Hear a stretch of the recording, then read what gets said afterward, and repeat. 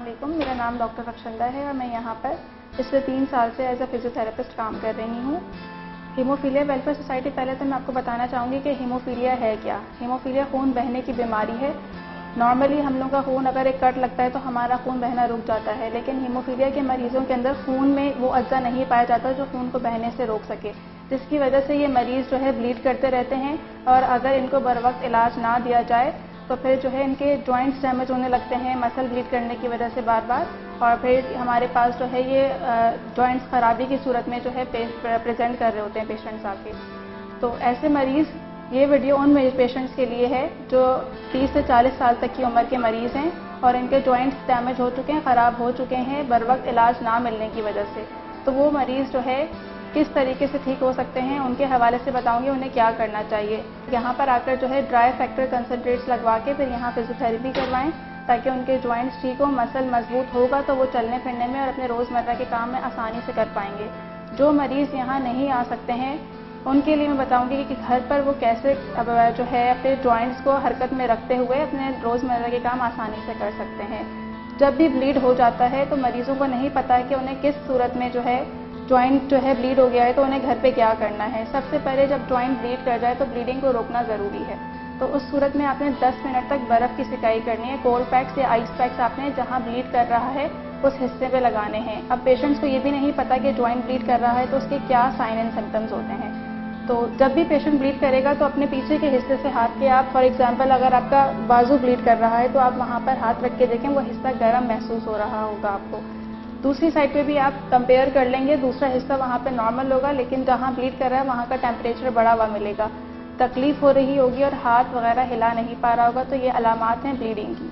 तो इस सूरत में जो है उसको यहाँ पे फैक्टर लगवाने की FFP, CP, dry factor concentrates जो भी अवेलेबल हैं वो वहाँ पर लगवाएंगे तो ही ब्लीडिंग रुकेगी, वरना वो इंटरनल ब्लीड करता रहेगा जॉइंट। उसके बाद से जो हाथ रुक गया है या ब्लीडिंग के बाद वो हाथ नहीं खुल पा रहा है, उसके लिए कुछ वर्जिशें करना ज़रूरी हैं और ये वर्जिशें उनको अपने रोज़मर्रा की ज़िंदगी में शामिल करना इसलिए ज़रूरी है कि अगर हम 1 माह या 2 माह तक वर्जिश कर रहे हैं और हमने बीच में वर्जिश करना छोड़ दी है तो जो 2 माह से हमने इतनी मेहनत की, 50% तहकीक के मुताबिक ये बात साबित होती है कि 50% जो है 1 हफ्ता वर्जिश ना करने की वजह से दोबारा से पट्टा पीछे की तरफ चला जाएगा जो उसने इतनी मजबूती हासिल की है।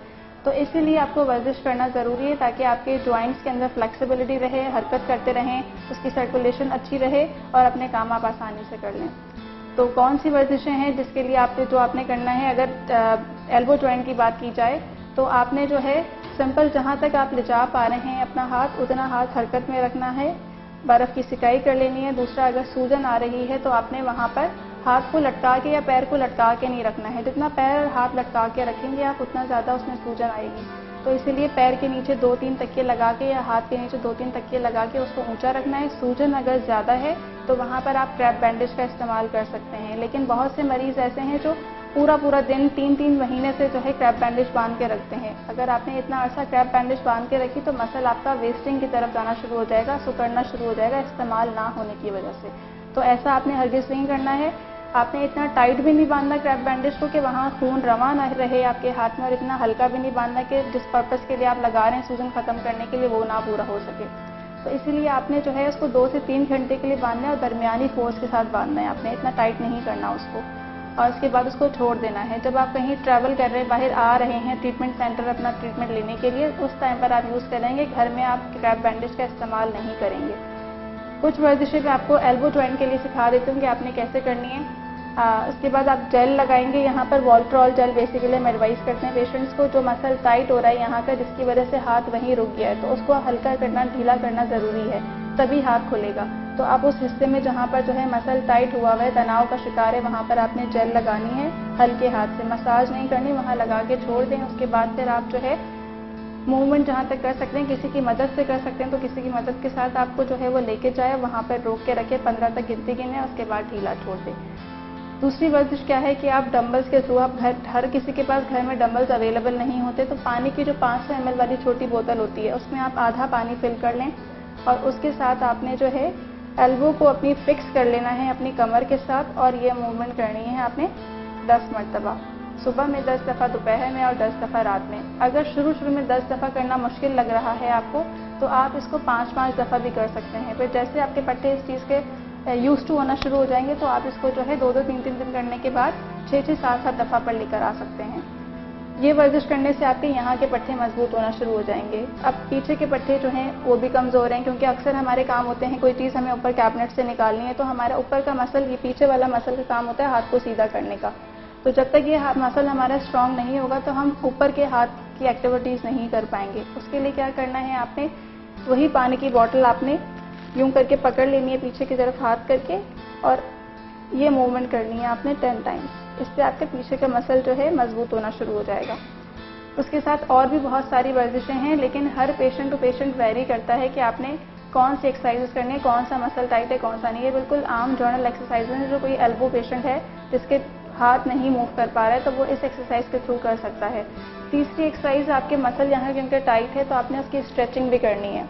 तो वो स्ट्रेचिंग आप इस तरीके से कर सकते हैं। उंगलियों का नीचे रखना है आपने, अपने एल्बो जॉइंट को जो है शोल्डर लेवल पे रखना है। बहुत ऊंचा नहीं होना चाहिए हाथ, बहुत नीचा नहीं होना चाहिए। 10 तक गिनती गिनेंगे और ऐसे रोक के रखेंगे और ढीला छोड़ देंगे। सारी वर्जिशें 10-10 दफ़ा दोहरानी है आपने।